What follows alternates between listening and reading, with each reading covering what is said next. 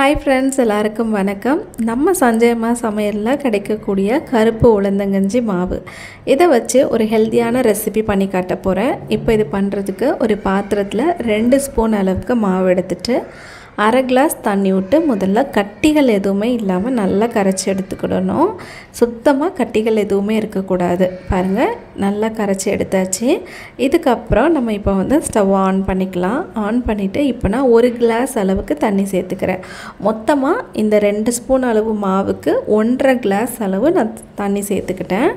இப்போது இதை நல்லா கொதிக்க வைக்கலாம். பாருங்கள், கொதித்து இப்படி மேலே பொங்கி வரும்போது நம்ம அடுப்பை சிம்மில் வச்சிடலாம். சிம்மில் வச்சதுக்கப்புறமா ஒரு 4 நிமிஷம் நம்ம ஸ்டவ் ஆனில் வச்சுருந்தா போதும்.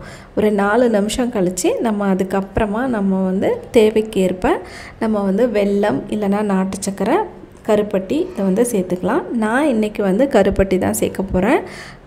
கருப்பு உளுந்து உடம்புக்கு ரொம்பவே நல்லது. அதே போல் தான் கருப்பட்டியும். இதில் நிறைய சத்துக்கள் இருக்குது. நம்மக்கிட்ட என்ன இனிப்பு இருக்கோ அதை நம்ம சேர்த்தா போதும். நான் இன்றைக்கி கருப்பட்டி இருக்கனால கருப்பட்டி தேவையான அளவுக்கு இனிப்பு எவ்வளோ தேவையோ அது சேர்த்துக்கிறேன். சேர்த்துட்டு இதை நல்லா மிக்ஸ் பண்ணிக்கலாம். இப்போ ஸ்டவ்வை நான் ஆஃப் பண்ணிக்கிற போகிறேன். இதுக்கப்புறமா நம்ம காய்ச்சின பால் சேர்த்துக்கலாம். அப்படி இல்லைன்னா தேங்காய் பால் சேர்த்துக்கலாம். நான் இன்றைக்கி தேங்காய் பால், நல்ல கெட்டியான பால் 1 கிளாஸ் அளவு எடுத்து வச்சுருக்கேன்.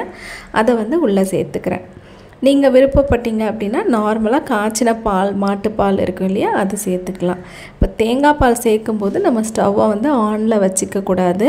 ஸ்டவ்வை ஆஃப் பண்ணிவிட்டு ஒரு 2 நிமிஷம் இல்லைனா 1 நிமிஷம் போதும் கழித்து நம்ம தேங்காய் பால் சேர்த்துட்டு நம்ம நல்லா ஆற்றி குழந்தைங்களுக்கு கொடுத்தா போதும். ரொம்ப டேஸ்ட்டாக இருக்கும். இதில் ஏலக்காய், நட்ஸ் எதுவுமே சேர்க்க தேவையில்லை. ஏற்கனவே இந்த மாவில் ஏலக்காய், பாதாம், அதுக்கப்புறமா கருப்பு உளுந்து, சிகப்பரிசி இதெல்லாம் சேர்த்து நான் இந்த மாவு ரெடி பண்ணியிருக்கேன்.